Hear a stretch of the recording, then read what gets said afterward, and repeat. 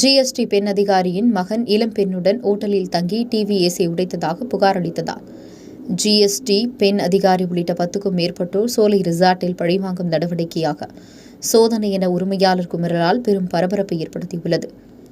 திருச்சி மாநகர் உறையூர் பகுதியைச் சேர்ந்த ராஜாமணி என்கிற ஆட்டோ ராஜாமணி திமுகவின் முன்னாள் தலைமை கழக பேச்சாளராக இருந்தார்.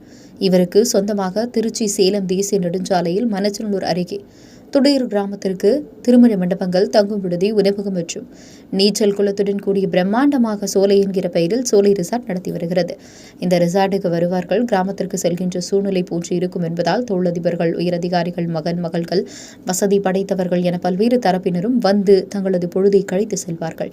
இந்நிலையில் சோலை ரிசார்ட்டுக்கு இன்று 10 மணி அளவில் மத்திய அரசின் வருமான வரித்துறை பிரிவில் இருக்கும் ஜிஎஸ்டி வரி விதிப்பு குழுவை சேர்ந்த அதிகாரிகள் 10க்கும் மேற்பட்டோர் திடீரென வருகை தந்து இந்த ரிசார்ட் வரவு செலவு கணக்குகள், வருகை பதிவேடுகள் மற்றும் ரிசார்ட்டை முழுமையாக ஆய்வு செய்தனர். பின்னர் இந்த சோதனையில் அனைத்து ஆவணங்களும் சரியாக உள்ளதென ஜிஎஸ்டி வரித்துறையினர் சான்றிதழ் வழங்கியதாக கூறப்படுகிறது. இந்த நிலையில் சோலை ரிசார்ட்டின் உரிமையாளர் ராஜாமணி அதிர்ச்சியூட்டும் தகவலை கூறி பெரும் பரபரப்பை ஏற்படுத்தியுள்ளார். இன்று வந்த அதிகாரிகள் ஒரு பழிவாங்கும் நோக்கத்தில் தான் வந்தனர். ஏனென்றால் தற்போது சோதனைக்கு வந்திருக்கும் பெண் ஜிஎஸ்டி அதிகாரியின் மகன் நெப்போலியன் என்பவர் கடந்த 3 மாதங்களுக்கு முன்பு இளம் பெண்ணுடன் சோலை ரிசார்ட்டுக்கு வருகை தந்து ரூம் எடுத்து தங்கி உல்லாசமாக இருந்தார். அப்போது மதுபோதையில் இருந்த நெப்போலியன் அவரது காதலுக்கிடையே வாக்குவாதம் ஏற்பட்டதால் அந்த இளம் பெண்ணை தள்ளிவிட்டதாக அடித்ததாக கூறப்படுகிறது. இதனால் எல்இடி டிவி ஏசியில் சிறிது பழுது ஏற்பட்டது. இதனையடுத்து இது சம்பந்தமாக ரிசார்ட்டின் மேலாளர் வாத்தலை காவல் நிலையத்தில் தனது ரூமில் நெப்போலியன் என்பவர் இளம் பெண்ணுடன் தங்கியிருந்தபோது இருவரும் இடையே வாக்குவாதம் ஏற்பட்டது. டிவி மற்றும் ஏசி உடைத்ததாக நஷ்ட ஈடு கேட்டு புகார் அளித்தார்.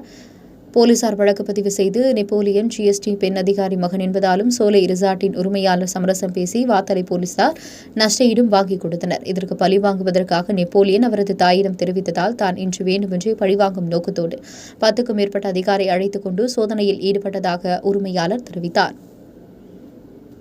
என் பேர் ராஜாமணி. நான் இந்த ஹோட்டல் நடத்திக்கிட்டு இருக்கேன், சோலை ஹோட்டலில். எனக்கு என்ன பேரில் பழிவாங்க நோக்கத்தோடு என்னை ரொம்ப தட்டல் பண்ணி என்கிட்ட கையெழுத்து கேட்டாங்க. நான் கையெழுத்து போட மாட்டேன்ட்டேன். கையெழுத்து போட மாட்டேங்கிறாங்க. என்னை பார்க்கிங் பண்ணி வாரம் பண்ணிக்கிட்டு இருக்காங்க அதிகாரிகள். கையெழுத்து போடுங்கிறாங்க. வீட்டில் செக்கப் பண்ணி பார்த்தாங்க, ஒன்றும் இல்லைன்னு சொல்லிட்டாங்க. இங்கே செக்கப் பண்ணி பார்த்தாங்க, ஒன்றும் இல்லை. ஆனால் என்கிட்ட கையெழுத்து போடு அப்படின்னு சொல்லி எல்லோரும் சேர்ந்து பண்ணுறாங்க. அதில் ஒரு அம்மா என்னை பல்ல உடைச்சிடுவேன், என்னுடைய வேலைக்காரரை பல்ல உடைச்சிடுவேன், உன்னை அப்படி பண்ணி போடுவேன், இப்படி பண்ணி போடுவேன். இதுக்கெல்லாம் உள்நோக்கம் என்னென்னா, ஒரு பையன் பொம்பளையை கூப்பிட்டு வந்து தங்கியிருந்தான். அந்த பையன் டிவி உடைச்சிட்டான். ஸ்டேஷனில் வச்சு கம்ப்ளைண்ட் பண்ணி நாங்கள் டிவிக்கு காசு வாங்கினோம்.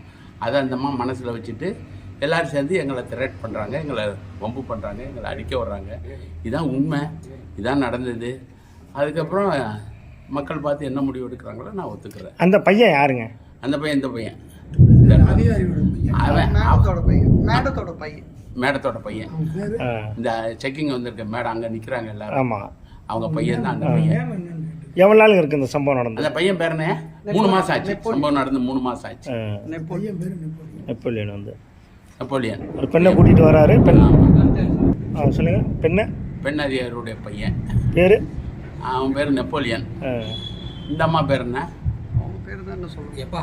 அவங்களே முடிச்சுக்கிற ஸ்டேஜில் இருக்காங்க. எதுக்கு பார்க்க இது பண்ணிட்டு இல்லை, அவர் சும்மா எடுத்து வைக்கிறார். நம்ம நண்பர் அதெல்லாம் அது எப்போனாலும் எடுத்துக்கலாம்.